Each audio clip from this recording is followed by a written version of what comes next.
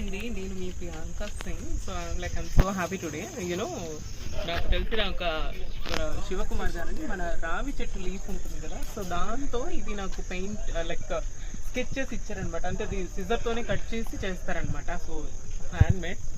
I'm so blessed and I'm so happy because ఇంత love and affection నాకు దొరికినందుకు.